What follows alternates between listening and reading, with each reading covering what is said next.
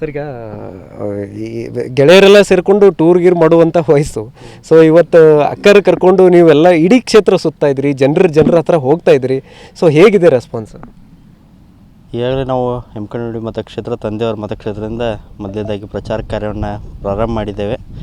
ಎಲ್ಲ ಕಡೆ ಕಾರ್ಯಕರ್ತರಾಗಿರೋದು ಮುಖಂಡರು ಭಾಳಷ್ಟು ಹುಮ್ಮಸ್ಸಲ್ಲಿದ್ದಾರೆ. ಅವರೇ ಸ್ವಯಂ ಪ್ರೇರಿತರಾಗಿ ಪ್ರಿಯಾಂಕಕ್ಕ ಅವ್ರ ಪರವಾಗಿ ಅವ್ರನ್ನ ಗೆಲ್ಲಿಸಬೇಕು, ಹೆಚ್ಚಿನ ಅಂತರದಿಂದ ಅವರಿಗೆ ಸಂಸದರಾಗಿ ಆಯ್ಕೆ ಕಳಿಸ್ಬೇಕಂತ ಹುಮ್ಮಸ್ಸಿಂದ ಕೆಲಸ ಕಾರ್ಯನ ಮಾಡ್ತಾಯಿದ್ದಾರೆ.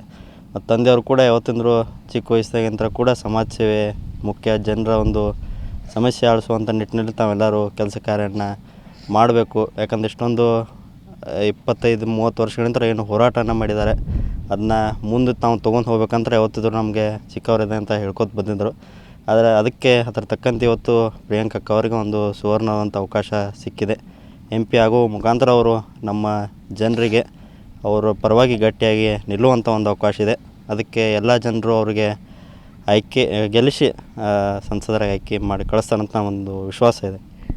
ಒಂದೇನಂತಂದರೆ ಜನಸಾಮಾನ್ಯರಲ್ಲಿ ಕಾಡುವಂಥ ಪ್ರಶ್ನೆ, ಸಹಜವಾಗಿ ತಮ್ಮ ಅಂತಂದ್ರೆ ಜಗಳ ಆಡಿಕೊಂಡು ಮನೆಯಲ್ಲಿ ಅದ್ರ ಜೊತೆಗೆ ಜಲ್ದಿ ಮದುವೆ ಆಗಲಿ ಅಕ್ಕಂದು, ಅಥವಾ ಇನ್ನೇನೋ ಎಲ್ಲೋ ನೌಕರಿಗೆ ಹೋಗಲಿ, ಹೀಗೆಲ್ಲ ಕೆಲವೊಂದಿಷ್ಟು ನಾವೆಲ್ಲ ಕುಟುಂಬಗಳಲ್ಲಿ ನೋಡಿದ್ದೀವಿ. ಸೊ ನಿಮ್ಮ ಕುಟುಂಬ ವಿಭಿನ್ನವಾಗೈತಿ. ಇವತ್ತು ಅಕ್ಕನ ಬೆನ್ನಿಗೆ ನಿಂತ್ಕೊಂಡು ನೀವೇ ಜನರ ಸೇವೆಗೆ ಮಾಡೋಕ್ಕೆ ಕಳಿಸ್ತಾ ಇದ್ರಿ. ಸೊ ಏನು ಅನ್ನಿಸ್ತಾ ಇದೆ ಇದು? ತಂದೆಯವರು ಇವತ್ತು ಭೇದ ಭಾವ ಮಾಡಿಲ್ಲ. ಅಕ್ಕವರಾಗಿರಲಿ ನಾವೆಲ್ಲ ಸಮಾನ ಅವಕಾಶ ಇಬ್ಬರಿಗೆ ಕೊಟ್ಟಿದ್ದಾರೆ. ಅವರು ಕೂಡ ಒಬ್ಬರ MBA ಗ್ರ್ಯಾಜುಯೇಟ್ ಇವತ್ತು. ಅದಕ್ಕೆ ಯಾವುದೇ ರೀತಿ ಒಂದು ಭೇದ ಭಾವ ಮಾಡಿಲ್ಲ. ಅವರು ಕೂಡ ಉದ್ಯಮದಲ್ಲಿಗೆ ಪ್ರೋತ್ಸಾಹ ಮಾಡಿದ್ದಾರೆ.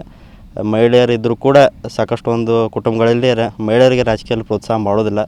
ಆದರೂ ಕೂಡ ತಂದೆಯವರು ಪ್ರಿಯಾಂಕಕ್ಕ ಅವರಿಗೆ ರಾಜಕೀಯವಾಗಿ ಬೆಳಿಲ್ಲ ಅಂತ ಅವರು ಕಾಲೇಜ್ ಮುಗಿದಾದ್ಮೇಲೆ ನಂತರ ಅವರಿಗೆ ಸಮಾಜ ಸೇವೆ ಆಗಿರ್ಬೋದು, ಒಂದು ಸಾಮಾಜಿಕ ಕ್ಷೇತ್ರದಲ್ಲಿ ಅವರಿಗೆ ಸಕ್ರಿಯವಾಗಿ ತಾವು ಭಾಗವಹಿಸಿದಂಥ ಒಂದು ಸಂದೇಶವನ್ನು ಕೊಟ್ಟಿದ್ದರು. ಅದರ ತಕ್ಕಂತೆ ಅವರು ಕೂಡ ನಮ್ಮ ಫೌಂಡೇಶನ್ದ ಕೆಲಸ ಆಗಿರ್ಬೋದು, ಅವಾರ್ಡ್ಸ್ ಕಾರ್ಯಕ್ರಮ ಆಗಿರ್ಬೋದು, ಇಂಥ ಅನೇಕ ಚಟುವಟಿಕೆಗಳನ್ನ ಅವ್ರು ಮಾಡ್ಕೋತ ಬಂದಿದ್ದಾರೆ. ಅದಕ್ಕೆ ಆ ಥರ ಎಲ್ಲ ಇವತ್ತು ಫಲ ನಮಗೆ ಸಿಗ್ತದೆ ಅಂತ ನಮಗೊಂದು ನಂಬಿಕೆ ಇದೆ.